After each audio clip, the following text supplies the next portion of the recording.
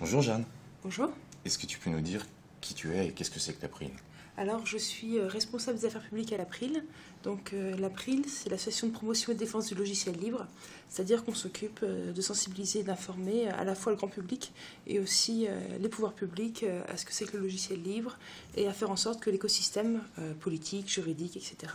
soit au moins pas trop défavorable, voire même idéalement favorable au logiciel libre. Alors c'est quoi un logiciel libre? Alors, un logiciel libre, c'est un logiciel qui respecte les 4 libertés. Alors la première liberté, ça va être la liberté d'usage, c'est-à-dire que vous pouvez utiliser le logiciel comme vous le souhaitez. Ensuite, vous avez la liberté d'utiliser le code, donc c'est-à-dire de voir comment le logiciel fonctionne. Vous avez D'avoir accès à la recette voilà, du logiciel, exactement. Et après, vous avez le droit de le modifier. Donc si vous trouvez qu'il serait amélioré en ajoutant du sel, par exemple, pour reprendre la comparaison avec une recette, vous pouvez tout à fait le faire. Et enfin, vous pouvez le redistribuer, c'est-à-dire que soit le logiciel original, soit celui que vous avez amélioré, vous pouvez librement le distribuer au monde entier, à vos amis, etc. Alors, dans les logiciels libres les plus connus, il y a Firefox, voilà. OpenOffice qui est un équivalent de Office. Voilà, il y a aussi VLC comme lecteur multimédia qui est assez utilisé. Voilà. Alors, moi, je suis venu te voir notamment par rapport à Office, parce que ce qui s'est passé, c'est qu'en 2007, apparemment, d'après les documents que j'ai réussi à obtenir, il y a eu une offensive, c'est comme ça que ça a été qualifié de Microsoft, de lobbying, qui a proposé au ministère de la Défense d'unifier tous les contrats qu'avaient passé les différentes armées de terre, armées de l'air, marine, etc., avec Microsoft, pour proposer un contrat unique, qui a été surnommé d'Open Bar, au ministère de la Défense pour que tous les militaires puissent piocher, se servir dans les logiciels Microsoft et essentiellement pouvoir utiliser la suite Office. Et ça coûtait 100 € par poste par an. Et le contrat là va être renouvelé, au bout de 4 ans il va être renouvelé, sauf que April a posé des questions au gouvernement et au ministère de la Défense et vous n'avez pas de réponse. Est-ce que tu peux nous parler des questions que tu as posées au ministère et au gouvernement? Tout à fait. Donc, en fait, ce qui s'est passé, c'est qu'en 2009, apparemment, il y a eu donc un accord cadre qui a été signé entre le ministère de la Défense et Microsoft Irlande, d'ailleurs, et même pas Microsoft France. Alors, pourquoi Microsoft Irlande? Principalement pour des raisons, pour éviter un certain nombre d'impôts et autres. La fiscalité. Voilà. Parce qu'on a un siège Microsoft en France, on n'était pas obligé de passer par l'Irlande. Bien sûr, mais apparemment, pour des raisons a priori fiscales, on ne voit pas d'autres explications vraiment, c'est Microsoft Irlande qui a décidé de signer le contrat. Donc ce contrat il a été signé en 2009 sans qu'il y ait aucun appel d'offres, aucune mise en concurrence, aucune publicité. Et ça c'est légal, le fait de ne pas passer par un appel d'offres? Alors, il n'y a pas de juge qui s'est penché sur la question, mais ça nous semble en tout cas clairement illégal. Et en tout cas illégitime, parce que tout ce qui est principe des marchés publics dit qu'on doit avoir de la publicité à l'avance, qu'on doit avoir une mise en concurrence, etc. Même si on décide au final qu'on doit opter pour ce type d'accord, au moins il y a de la publicité au début. Là, c'était fait dans le plus grand secret. On l'a appris finalement après coup. Qu'on avait ce type de contrat qui était signé, en plus complètement open bar, c'est-à-dire qu'on a simplement un contrat de location pendant 4 ans. Donc pendant 4 ans, on peut prendre les logiciels qu'on veut, mais on les loue. Donc une fois que le contrat est signé... C'est ça qui est important, c'est que c'est pas, on n'achète pas un logiciel, on loue le droit de s'en servir tous les ans. Absolument. Vraiment, c'est un droit de location qu'a pris le ministère de la Défense vis-à-vis de Microsoft. C'est-à-dire que pendant 4 ans, ils ont le droit d'utiliser les logiciels. Mais une fois que c'est terminé, une fois que le contrat est terminé, ils ne peuvent plus les utiliser, même s'ils sont encore dans leur machine ou qu'ils sont encore installés. C'est simplement une interdiction complète. C'est même pas un achat de licence ou quoi que ce soit. Donc ce contrat avait été passé en 2009, donc on savait qu'en 2013, vu que le contrat était pour 4 ans, il doit être renouvelé. Donc cette année, sans doute dans les prochaines semaines, même si une fois de plus on n'a aucune information, le contrat n'est absolument pas public, il n'y a toujours pas eu ni appel d'offres, ni publicité, ni quoi que ce soit sur le sujet. Et c'est pour ça qu'à l'April, on a essayé de réagir, d'abord pour obtenir les documents, parce qu'on sait qu'il y a eu des discussions, des négociations en interne d'abord sur le premier contrat, donc Open Bar Microsoft avec la Défense, et aussi sur le renouvellement de ce contrat, et aussi pour savoir ce qu'il en est exactement aujourd'hui. Alors, juste pour que les gens comprennent, aujourd'hui, plutôt que d'acheter une licence pour le droit d'utiliser la suite Office de Microsoft, il existe des alternatives en logiciel libre qui sont en plus gratuites et qui sont tout aussi fonctionnelles que la suite Office de Microsoft. C'est quoi la différence entre les alternatives libres à la suite Office et la suite Office? Alors, ce sont des logiciels différents. Après, on peut considérer qu'ils sont tout aussi efficaces, qu'ils fonctionnent bien. Et c'est vrai qu'effectivement, alors même s'il faut bien voir que le logiciel libre ne veut pas nécessairement dire gratuit, parce que tout ce qui est coût de développement, aussi de support et de formation des personnels, il existe. Cependant, on n'a pas effectivement de coût de licence, donc souvent le logiciel libre est moins coûteux, mais aussi, et c'est sans doute là que c'est plus important, et surtout pour un ministère régalien comme celui de la Défense, c'est qu'on est avec des logiciels où on a beaucoup de fournisseurs qui peuvent proposer du support, de la maintenance, etc. Donc on n'est pas lié à un seul éditeur, à un seul fournisseur qui est dans une situation monopolistique. Finalement, aujourd'hui, ce qu'on a à la Défense, c'est qu'on est complètement dépendant de Microsoft, puisque c'est eux qui proposent l'ensemble des produits.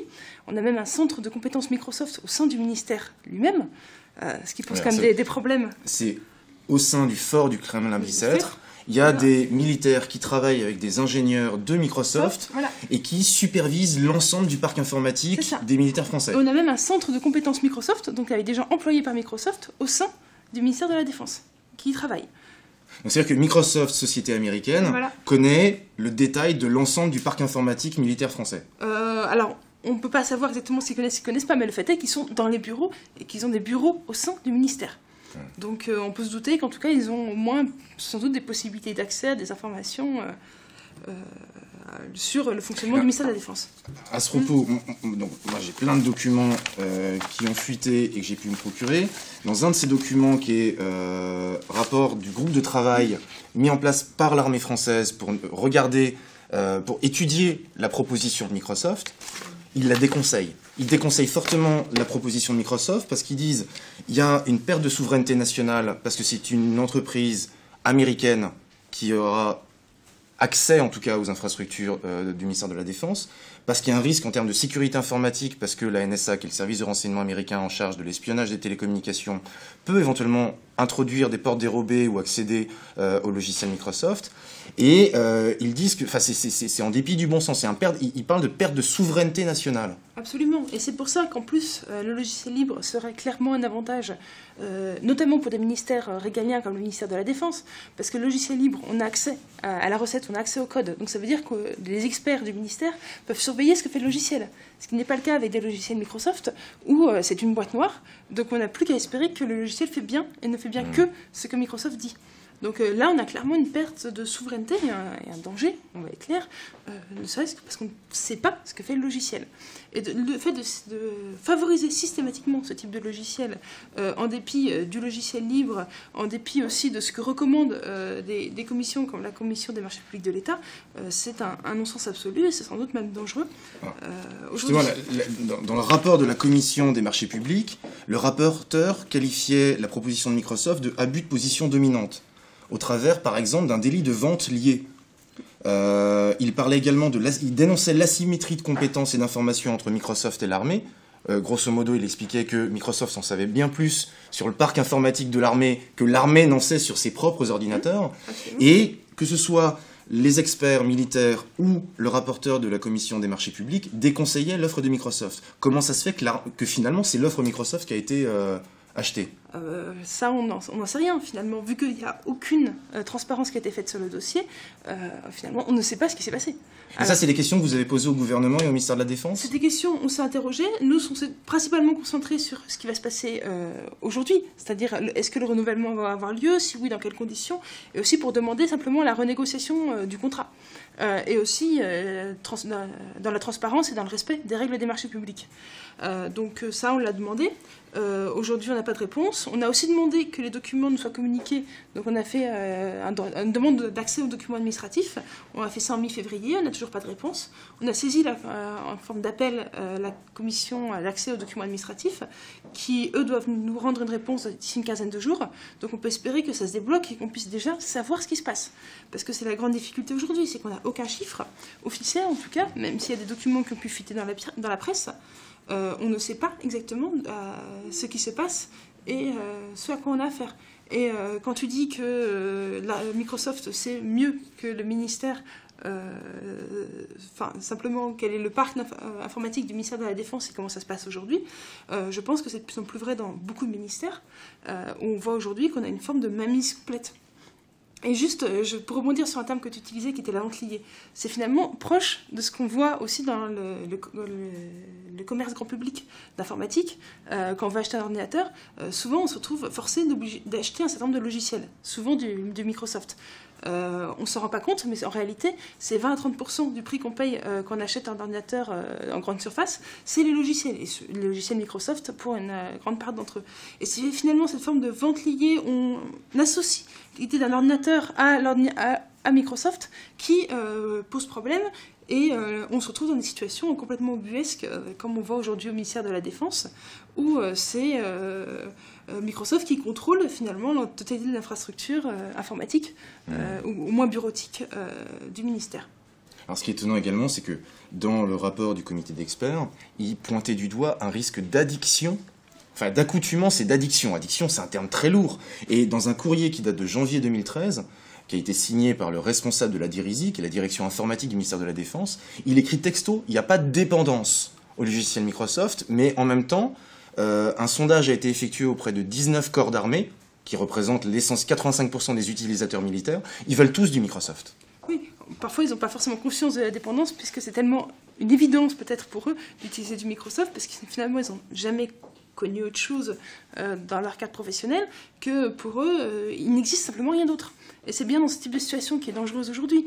C'est qu'avec ce type d'accord, et en plus on voit la tentation pour Microsoft d'aller faire généraliser ce type d'accord dans d'autres ministères, on a complètement l'idée qu'on fait des accords comme ça, donc on prend de Microsoft à toutes les sauces pour tous les types d'usages, en plus sous une forme open bar où on ne se rend pas vraiment compte du coût financier que ça représente, et il y a du Microsoft partout, et Microsoft semble la norme, on ne peut pas faire autrement ni utiliser autre chose. Et là, dans le courrier effectivement de janvier, il est question que d'autres ministères adoptent eux aussi ce contrat open bar, ministère du Travail, de la Santé, commissariat à l'énergie atomique, la Cour des comptes et la Direction générale des finances publiques. Oui. Et ce qui est intéressant, c'est de voir que le rapporteur de la Cour des comptes avait, et les experts militaires avaient eux aussi dénoncé le fait que c'est un peu à la manière d'une pieuvre, comme ça, ils vont commencer à étendre leur mainmise sur les ordinateurs d'administration. Il y a une forme en fait, de dépendance qui est créée, justement avec ce type de contrat open bar où c'est simplement de la location, où Microsoft propose ce type de contrat qui, au premier abord, peut sembler moins cher à certains ministères, sauf qu'ils ne prennent pas en compte les coûts de sortie, les coûts de renouvellement, etc. Et donc, finalement, c'est la première prise qui est peu coûteuse, et on les rend dépendants, et ensuite, les gens ne peuvent simplement plus en sortir, sont complètement dépendants d'un seul fournisseur qui est Microsoft, et donc sont contraints de rester avec lui. Et quand on voit aujourd'hui que le gouvernement, et notamment le Premier ministre, commence à faire un certain nombre d'annonces en faveur du logiciel libre, ou même déjà en disant aux différents ministères qu'il faut envisager le logiciel libre à égalité avec les autres solutions pour l'usage dans les administrations, finalement, ce qu'on voit avec ce type de contrat, c'est une contre-offensive de la part de Microsoft pour garder le pouvoir dans les différents ministères de l'administration publique en France. Sachant que ce contrat, il doit être renouvelé fin avril, début mai, je crois. Quelque chose comme ça. A priori, on n'a pas de chiffre officiel. Pour en revenir à la notion de dépendance, quelque chose également qu'on testait, pointait du doigt les experts de l'armée française, c'était le fait que dans le contrat, il y a un droit de sortie équivalent à 1,5 année de contrat. C'est-à-dire que le fait de dire à Microsoft « je ne veux plus louer vos logiciels », il faut payer pour ne plus avoir le droit de louer leurs logiciels. Donc il y a vraiment un côté... Voilà. Voilà, on nous pointe, surtout la première fois que le contrat a été signé, la baisse des coûts qu'il représente, mais en réalité, on s'enferme dans un système et il devient extrêmement coûteux d'en sortir. Et c'est pour ça, pour nous, c'est vraiment essentiel, pour nous à l'April, que quand on envisage le coût, on envisage l'ensemble des coûts. Et aussi la possibilité de passer à une autre solution. Là, dans le courrier de janvier, c'est marqué qu'ils ont négocié une baisse de 49% par rapport aux tarifs pratiqués par Microsoft en règle générale. Et donc il est super content parce que 49% c'est vachement bien. Sauf que ce que tu es en train d'expliquer, c'est qu'en fait aujourd'hui c'est 49%, mais 4 ans après, là tu payes la facture. Voilà, il faut voir ça quelque part comme une offre promotionnelle. Au début, ça peut sembler peu cher, sauf que si on doit payer des coûts beaucoup plus élevés après, ou si on veut changer de fournisseur, finalement, on a un coût global qui est nettement plus élevé que ce qui paraît au premier abord. Et c'est typiquement ce type de stratégie qui est utilisée ici par Microsoft. Ouais. Comment t'expliques le fait qu'il n'y ait pas de réponse ? Alors, ça peut s'expliquer de plusieurs manières. Ça peut s'expliquer parce que, déjà, ça gêne potentiellement un certain nombre de personnes dans les différents ministères.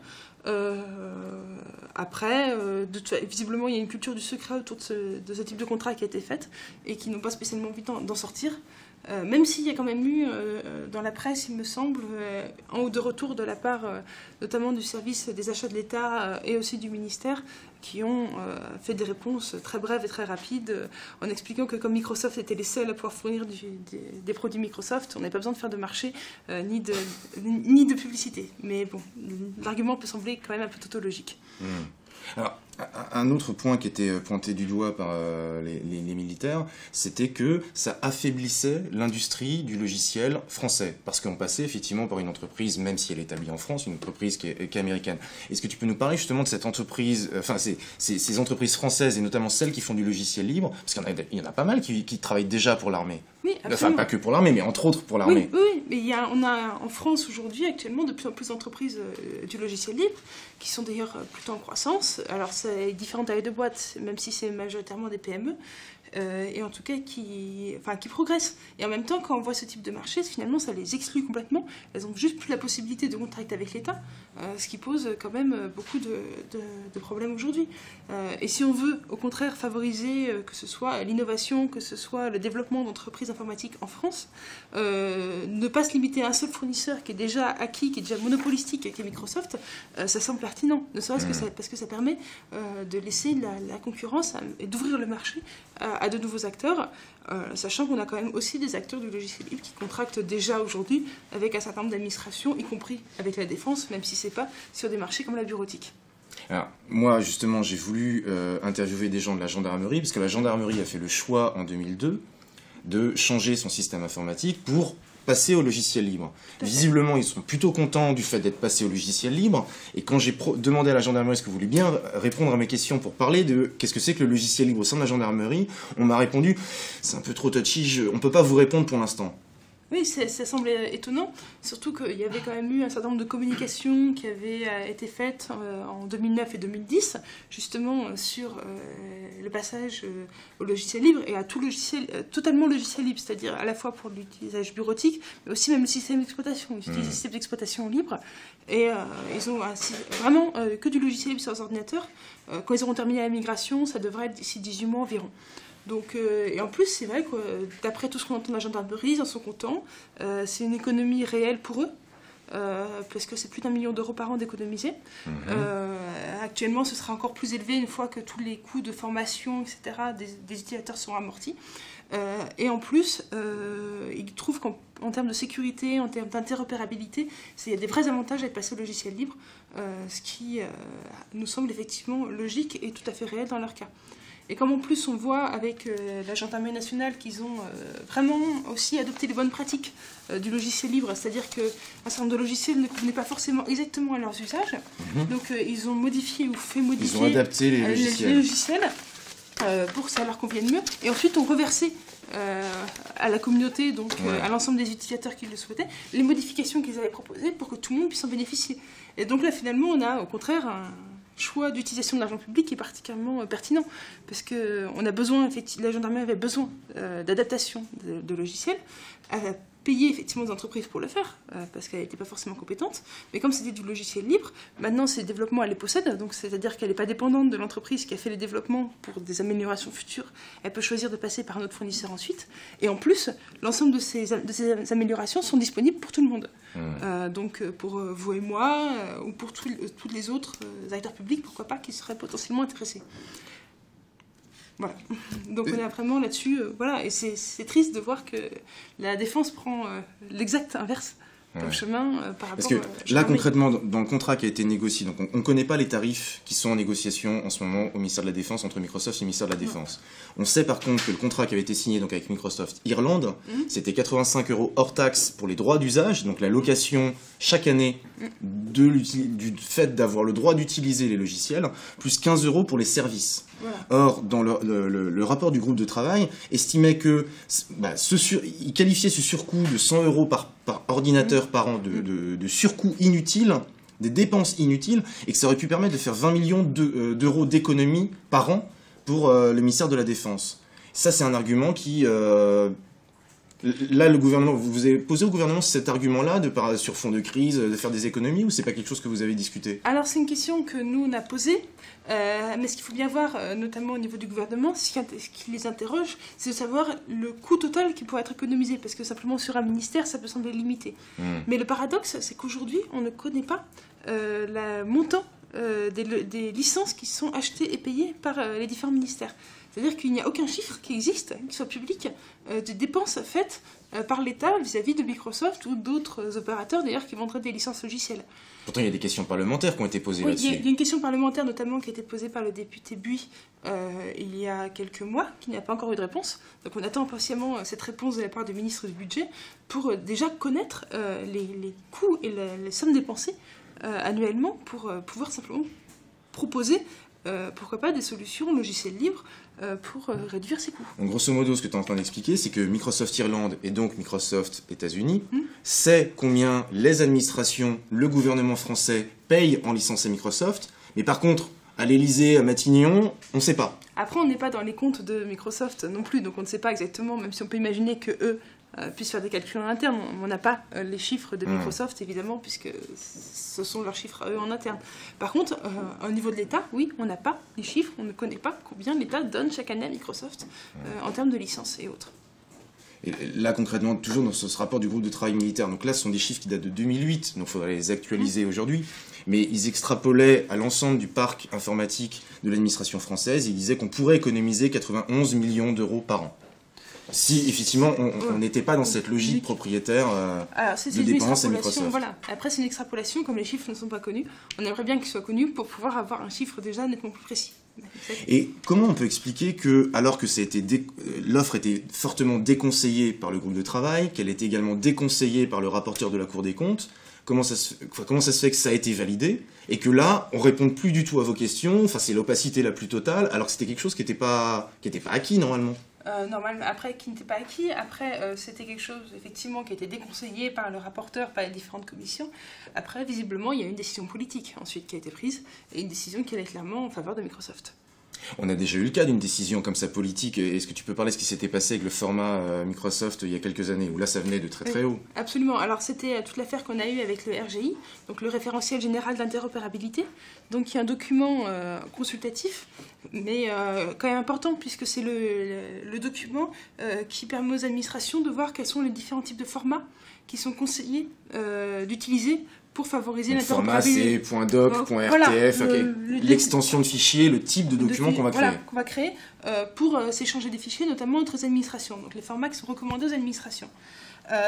Donc à l'époque, avec la création du RGI, tous les groupes de travail qui étaient là étaient en faveur de l'Open Document Format, donc l'ODT, que certains connaissent, qui est un format qui est ouvert, dont les spécifications sont disponibles pour tout le monde, c'est-à-dire que tous les logiciels peuvent le proposer, etc., qui semblait qui était le plus pertinent. Quand tu parles d'ouvert, ça veut dire que n'importe qui, toute entreprise, peut s'en servir et le reprendre. On n'a pas besoin de payer une licence pour le droit de s'en servir. Absolument, toute la documentation est disponible, en fait. Donc chaque entreprise peut l'utiliser, il n'y a pas effectivement de coût de licence, ni de royalty, ni de redevance, ni quoi que ce soit.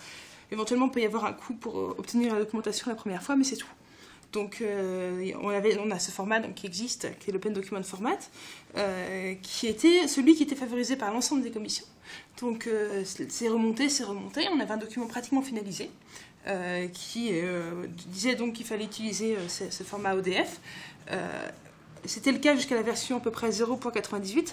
Et à la version 1, mystérieusement, le RGI recommandait à égalité l'EDF et le format .doc de Microsoft. Et donc il y a eu une boîte noire entre les deux. Du jour au lendemain, le format Microsoft était dedans. Et on sait qui ou comment ça s'est... Vraiment, c'était du passage entre la fin de travaux de la commission à la signature politique. Les experts recommandent quelque chose, et quand le document final... Le document est finalisé par les experts, envoyé aux politiques, et au moment de la signature, il y a un changement. D'accord, donc là, le politique a changé la Alors, que ce soit le politique ou que ce soit autre chose, on ne sait pas. Mais c'est vraiment sur la dernière étape, après le travail des experts, qu'il y a eu des changements. Et là, on a le même cas de figure. Le rapporteur de la Cour des comptes, comme le groupe de travail du ministère de la Défense, déconseille l'offre Microsoft. Voilà. qui est tamponné par le ministère, sans qu'on sache exactement qui a donné le tampon. En plus, il faut voir qu'il y avait différents types d'offres, et l'offre finalement de contrat de location, qui a été celle qui a été adoptée, était celle la plus déconseillée. Mais il y avait d'autres offres, y compris avec Microsoft, mais d'achat de licences, etc., qui leur semblaient finalement plus pertinentes. Et c'est vraiment l'offre la plus favorable à Microsoft, celle la plus addictive, et aussi la plus dangereuse en termes de sécurité, de pérennité, d'interopérabilité, qui a finalement été retenue. Logique. Voilà.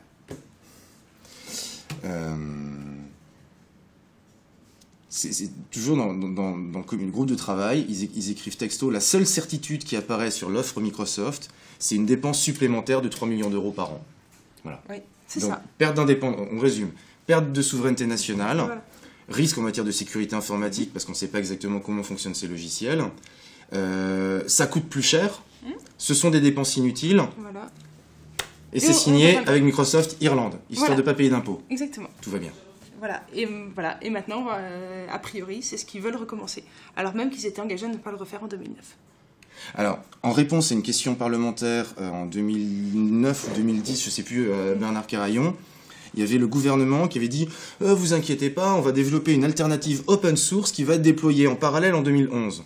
Est-ce que tu as une nouvelle de l'alternative? Nous, on n'a rien vu. Alors, si c'est quelque chose d'interne, on aimerait bien être au courant, on aimerait bien qu'il y ait une information qui soit faite sur le sujet. Mais en tout cas, rien n'a été publié, rien n'est public sur le sujet. Donc, on peut... Quand on voit qu'il y a une intention de renouveler le contrat open bar, on peut avoir des doutes sur la pérennité de cette annonce, qui était pourtant plutôt positive. Moi, les différents militaires ou anciens militaires que j'ai contactés pour faire cette enquête me parlent de scandale national. Comment ça se fait que personne n'en parle? Parce que, alors... Presque personne. Il y a eu quelques articles en 2009 dans la presse, 3-4 articles dans la presse informatique sur Internet. Là, il y a eu 2-3 articles sur PC Impact. Il y a eu 2-3 articles, mais après, que ce soit en termes d'habitude, je pense, de beaucoup de personnes d'utiliser du Microsoft, où finalement la question du scandale, alors même qu'il est réel, on en a parlé, que ce soit en termes de souveraineté, en termes de sécurité, etc., il y a de vrais problèmes, mais il y a une habitude telle, une addiction telle à Microsoft, notamment dans les administrations, que ça ne semble pas un tel scandale à beaucoup de monde. Clairement, on voit sur toutes les questions qui touchent à l'informatique et aussi au monde... vraiment à l'informatique aujourd'hui, ce qui ne passerait pas dans beaucoup d'autres domaines semble encore normal aujourd'hui, malheureusement. Et addiction au sens où il y a aussi la Cour des comptes veut y passer, le ministère de l'Éducation, le ministère du Travail, le commissariat à l'énergie atomique, l'ANSSI, vous avez contacté l'ANSSI pour savoir... donc l'ANSSI, c'est l'agence en charge de la cyberdéfense, donc de la sécurité informatique, qui est là pour vérifier que les ordinateurs de l'administration française soient protégés. Oui. Elle a été contactée, l'ANSSI ? Alors, on n'a pas vraiment eu l'occasion de discuter avec eux. Et après, peut-être qu'elle a été contactée par le ministère de la Défense, mais comme toujours sur ce dossier, on n'en sait rien. Il n'y a aucune information. C'est la boîte noire. Donc, on a la grande muette, la boîte noire, et par contre, les finances publiques, quoi. Et voilà, c'est les finances publiques, on parle de crise aujourd'hui, on parle de réduction des dépenses, on parle aussi d'indépendance, de pérennité, etc. Et aujourd'hui, on passe des contrats qui vont complètement contre ça, alors même qu'on dit dans des documents, dans des circulaires interministériels, par des circulaires signées par le Premier ministre, qu'il ne faut surtout pas le faire. On a encore eu le cadre stratégique du système d'information d'État, qui est sorti il y a 2 semaines, 3 semaines, aujourd'hui, qui est signé par le Premier ministre, qui dit qu'il faut faire attention à ne surtout pas renforcer des positions monopolistiques d'un seul fournisseur, qu'il faut prendre en compte les questions de pérennité, d'interopérabilité, qui sont en réalité... complètement à l'opposé de ce qu'on a aujourd'hui avec ce type d'accord cadre qu'on voit entre le ministère de la Défense et Microsoft. Et pourtant, ça continue d'être passé, de signer. Alors, d'où ça vient? Est-ce que c'est des questions de mauvaises habitudes? Est-ce que c'est des questions de quelques personnes qui continuent de signer ces contrats? Est-ce que c'est des questions de changement de mentalité et d'esprit qui doivent encore avoir lieu? On n'en sait rien. Mais on a clairement un problème là-dessus. Alors tu parlais d'interopérabilité, dans le courrier de janvier dernier qui annonce que le contrat va être a priori reconduit, il dit que oui, il faut signer avec Microsoft parce que ça va permettre nos systèmes d'être interopérables avec les systèmes de l'OTAN. C'est un non-sens. Pourquoi? Parce que l'interopérabilité, c'est la capacité entre différents systèmes d'échanger complètement des informations entre elles. C'est-à-dire un ordinateur sous Macintosh, de communiquer avec un ordinateur sous Windows, de communiquer avec un ordinateur sous BSD ou l'interopérabilité, c'est ça, c'est que l'information peut être est complètement échangeable et la communication se fait de manière nette, sans perdre d'informations entre les différents ordinateurs. C'est vraiment ça. Et donc, au contraire, utiliser des logiciels libres qui utilisent des formats donc, ouverts, donc, comme on disait, qui peuvent être... où tous les logiciels peuvent avoir les spécifications, donc peuvent les utiliser. C'est ça l'interopérabilité. L'interopérabilité, c'est de pouvoir utiliser des formats ouverts, des formats qui fonctionnent avec l'ensemble des ordinateurs. Alors de dire que oui, il nous semble que tout le monde utilise Microsoft, donc on va utiliser Microsoft, donc ça va être interopérable, c'est juste un non-sens. Parce qu'au final, on s'enferme tous ensemble dans le même système et on renforce la dépendance. On se renforce mutuellement nos dépendances au même fournisseur qu'est Microsoft. Donc on s'enferme nous-mêmes dans leur précarité. Et pour revenir sur le prix, donc c'est 85 € hors taxe pour les droits d'usage. Donc là, c'est de l'argent qui va directement aux États-Unis. Enfin, ça ne concerne pas le fait qu'il y ait des développeurs en France qui travaillent au développement de ces logiciels. Par contre, il y a 15 € hors taxe pour le service. Là, par contre, c'est a priori sur les gens qui sont au Kremlin-Bicêtre ou des gens qui peuvent faire du support technique. Mais en fait, on s'aperçoit que c'est une évasion d'argent qui pourrait être investi en France auprès d'entreprises informatiques. Absolument. On a beaucoup d'entreprises aujourd'hui en France informatiques. D'ailleurs, même le fait de signer avec Microsoft Irlande, c'est quand même un non-sens absolu. Après tout, Microsoft a aussi une filiale en France. Mais même en logiciel libre et d'autres, il y a quand même beaucoup d'entreprises qui existent aujourd'hui et qui pourraient tout à fait proposer ce type de contrat, que ce soit pour le support et pour les services, ou pour le déploiement, pour la maintenance informatique. Dans le courrier de janvier dernier qui annonce la reconduction du contrat, il explique que les solutions dites libres n'offrent pas de gains financiers notables.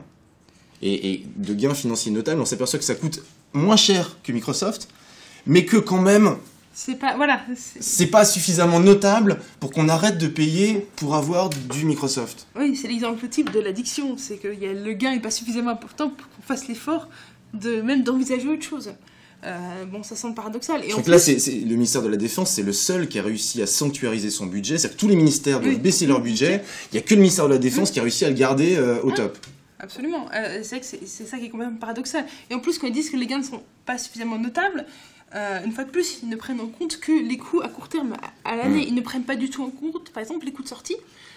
Ou les coûts d'évolution. Ni les gains, parce qu'au lieu de payer 85 € hors taxe par an pour un droit d'usage qui va directement à Microsoft aux États-Unis, ce serait tant d'argent qui serait réinvesti dans l'économie locale française pour payer des développeurs, des entreprises françaises. Absolument. Déjà, il y a cet aspect-là qui est évident. Et en plus, comme ils ne prennent en compte que l'achat à l'année, ils ne prennent pas en compte la nécessité de coût de sortie. Et dans ces cas-là, et c'est la question qu'on peut se poser avec ce type de marché, c'est qu'est-ce qui se passe si Microsoft décide de doubler ou de tripler ses prix dans 3 ans ? À la prochaine renouvellement de contrat, finalement, les gens seront tellement enfermés dans ce système qu'ils n'auront plus d'autre choix que de continuer, donc avec un risque financier qui est réel. Ou même si, on ne sait jamais, même si ça ne semble pas le cas aujourd'hui, qu'est-ce qui se passe si jamais l'entreprise Microsoft ferme ou elle décide d'arrêter ces produits-là. Finalement, on se retrouve avec des bureautiques qui deviennent inutilisables, avec des documents qui en plus sont des formats propriétaires, c'est-à-dire les formats sous lesquels sont enregistrés les documents sont difficilement lisibles avec d'autres logiciels. Et comme on ne pourra plus peut-être utiliser les logiciels Microsoft, on ne pourra simplement plus lire les documents qu'on aura enregistrés. Donc on risque clairement de perdre tout simplement toutes nos informations. Alors quand on parle de la défense, c'est quand même un gros problème, parce que les informations, il faut les stocker à long terme. Mais déjà, je pense qu'il y en a beaucoup qui ont eu des soucis un jour ou l'autre pour ouvrir des documents de traitement de texte quand Microsoft a décidé unilatéralement de changer de format, ou quand ils ont voulu passer lire... du doc à docx, par exemple. Par exemple, ou quand d'autres ont voulu leur envoyer des documents qu'ils avaient pourtant sous des standards comme l'ODT, d'avoir plein de problèmes de lecture, de choses qui changent, tout simplement de ne plus pouvoir ouvrir les fichiers. Alors qu'est-ce qui va se passer si jamais Microsoft décide à nouveau de changer ? Toutes ces informations-là qui sont sensibles et qui sont de plus en plus présentes sous forme dématérialisée, parce qu'on n'imprime plus aujourd'hui, de moins en moins tout ce qui est information importante, si on ne peut plus les lire, qu'est-ce qui va se passer ? Donc même s'il y a une question financière qui est réelle et qui est importante, on a des questions comme ça en termes de sécurité, en termes de pérennité, qui sont de plus en plus fondamentales et qui ne sont pas du tout prises en compte par les administrations. Ni par le gouvernement. Ni par le gouvernement. Qui parle de réduction budgétaire, mais qui... Et c'était des chercheurs qui avaient fait d'ailleurs l'étude sur les questions de fichiers. Alors c'était pas en France, c'était en Suède, où il y a un droit de se faire communiquer des délibérations, notamment des conseils municipaux, pendant 15 ans. On a le droit de demander sous forme dématérialisée. Donc un chercheur qui s'est amusé à demander à toutes les municipalités une délibération d'il y a 15 ans. Plus de 60% n'ont pas pu le fournir parce qu'ils n'avaient plus à ouvrir le document en question. Ils avaient souvent des documents numériques, des documents informatiques, et ils n'arrivaient plus à l'ouvrir parce qu'ils utilisaient des logiciels qui n'existaient plus aujourd'hui, alors que ça semblait des logiciels évidents à l'époque. Alors que justement, l'intérêt des logiciels libres, c'est que non seulement il y a une interopérabilité, quel que soit le système d'exploitation, le type de logiciel qu'on utilise, on peut l'ouvrir, mais en plus, il y a ce qu'on appelle la compatibilité ascendante, c'est-à-dire que dans 10 ans, 15 ans, on pourra de toute façon continuer à ouvrir le logiciel. Et aussi parce qu'il y a un choix très clair du fichier, parce qu'il y a un choix très clair de pouvoir continuer à utiliser des standards. C'est-à-dire que comme les standards, ils sont ouverts, ça veut dire qu'on peut simplement, même si jamais plus aucun logiciel dans 15 ans n'utilise le format, comme c'est un standard et qu'il est ouvert, la documentation est disponible. Donc on peut reprendre, dans le pire des cas, la documentation et recréer un nouveau logiciel qui permettra de lire le fichier. Donc on sait qu'on pourra récupérer cette information, même si le logiciel vient disparaître et que le format semble obsolète. Ce qui n'est absolument pas le cas avec des formats de fichiers propriétaires. On a des équivalents dans d'autres pays où ils ont été confrontés à la même situation. Sur la question de défense et de ces accords. Que ce soit défense ou administration, et la dépendance à Microsoft pour le coup. Sur la dépendance à Microsoft, pas que je connaisse précisément. Après, typiquement, voilà, on a ce type d'exemple qui est ponctuel sur des questions de format de fichier, mais qui en reste réel. Et après, par contre, il y a quand même un certain nombre de pays qui commencent à réfléchir, à faire des transitions vers un choix de logiciels libres, justement pour ces questions-là, et c'est ces questions-là qui sont prioritaires. Alors, je pense notamment au Danemark, aux Pays-Bas, où il y a un choix très clair qui est fait depuis un moment par les administrations, ne serait-ce que pour les formats de fichiers, mais aussi pour d'autres, de plus en plus pour d'autres logiciels et pour d'autres applications, pour justement ne pas se retrouver enfermés comme on l'est aujourd'hui en France, malheureusement. Et il y a d'autres exemples, par la gendarmerie, il y avait l'Assemblée nationale qui à un moment était passée... La gendarmerie nationale était passée complètement en 2007 au logiciel libre. Alors, malheureusement, il y a eu visiblement un lobbying assez intense. L'Assemblée nationale. L'Assemblée nationale, oui. Tu dit la gendarmerie nationale. L'Assemblée nationale, oui, a été passée complètement en 2007. Malheureusement, en 2012, avec la nouvelle législature, on a eu un recul. Alors, sans doute lié à un lobbying assez intensif de la part de Microsoft, et aussi apparemment quelques soucis de compatibilité de matériel, notamment de smartphones et de tablettes, avec les ordinateurs sous logiciel libre, qui ont fait qu'on a proposé pour cette nouvelle législature aux députés le choix entre logiciel libre et logiciel propriétaire pour le poste de travail. Et notamment en arguant du fait que les licences Microsoft étaient très peu chères. Soudainement, après 5 ans sous logiciel libre, si vous voulez repasser sur Microsoft, ça leur coûtait pas cher du tout. Visiblement, en plus, il y avait un certain nombre de problèmes avec la nouvelle version libre qui était proposée. Alors par exemple, le fait qu'ils ne pouvaient pas utiliser de messagerie directement dans l'ordinateur, mais de passer par un webmail, etc., qui fait que malheureusement aujourd'hui on a de plus en plus de députés qui ont opté pour Microsoft, même si certains, par choix éthique et philosophique, continuent d'utiliser du logiciel libre. Juste pour préciser, Firefox c'est près de 40% du marché maintenant des navigateurs. Voilà. Par contre, OpenOffice, on est loin, c'est Office qui est encore majoritaire. Voilà. Oui, OpenOffice ou LibreOffice, puisqu'il existe plusieurs, sont assez minoritaires. Mais ce qu'il faut voir aussi, c'est qu'on a une habitude qui est qui est acquise finalement par ce qu'on voit dans les entreprises qui ont pris l'habitude d'utiliser les produits Microsoft. À l'école, même si ça commence à évoluer dans certaines académies, on apprend encore malheureusement beaucoup aux enfants à utiliser du Microsoft et le logiciel Microsoft. Au lieu d'apprendre aux enfants à utiliser un traitement de texte, on leur apprend à utiliser Word. Voilà. C'est un peu comme si, au lieu d'apprendre à conduire une voiture quand on passait le permis de conduire, on t'apprenait à conduire une Peugeot. C'est ça. Exactement. Et le nombre de personnes qui parlent d'un PowerPoint au lieu de parler d'une présentation, d'un diaporama. Oui. Alors que c'est une marque. Et il y a cet effet d'entraînement qui est très fort et qui continue d'être extrêmement présent malheureusement aujourd'hui. C'est très très fort d'un point de vue marketing en fait. Voilà, il y a vraiment un aspect marketing. Et justement, que ce soit par l'entreprise ou par l'école, on apprend aux gens à utiliser ça. Et simplement, beaucoup de gens n'imaginent même pas qu'on puisse utiliser autre chose que du Microsoft. Et aussi par la vente liée, le fait d'être forcé d'acheter des logiciels quand on achète un ordinateur, avec des logiciels souvent Microsoft dessus pour toutes les machines, pour beaucoup de machines, ça entraîne qu'on n'imagine pas que des ordinateurs puissent être vendus sans Microsoft. C'est juste on va finir là-dessus, c'est un truc que je trouvais assez rigolo. C'était une phrase je crois que c'est le rapporteur, qui disait que grosso modo les seules garanties qu'offre Microsoft, c'est qu'on achète, on loue le droit d'utiliser une voiture qui a 4 roues et qui avance quand on la démarre. Mais tout le reste, il n'y a absolument aucune garantie que les fenêtres ouvrent et ferment, que le coffre ouvre et ferme, que quand on tourne à droite, ça va à droite. Enfin, il n'y a aucune garantie. C'est les fameuses CGU, conditions générales d'utilisation. Tu peux expliquer ce que c'est et en quelle mesure ça protège ou pas l'utilisateur? Les conditions générales d'utilisation, c'est toutes les conditions qu'on voit qui s'affichent à l'écran. Celles qu'on lit jamais et on signe j'accepte. J'accepte, voilà. Et qui imposent un certain nombre de restrictions à l'utilisation du logiciel et un certain nombre de conditions qui sont imposées par celui qui propose le logiciel. Et effectivement, ça pose plein de problèmes, notamment dans le cas de ministères comme la Défense, où déjà personne ne lit les CGU, donc on peut s'interroger sur si ce qu'on fait est bien légal et bien compatible avec ces conditions générales. Et en plus, pour reprendre la métaphore que tu utilisais, la voiture elle a 4 roues à l'avance, mais on ne sait pas dans quelle direction, parce que finalement, on perd le volant. Ouais. En fait, les CGU, ça protège l'entreprise, voilà. Mais ça ne protège pas du tout l'utilisateur. Non, absolument pas. Merci beaucoup. Merci.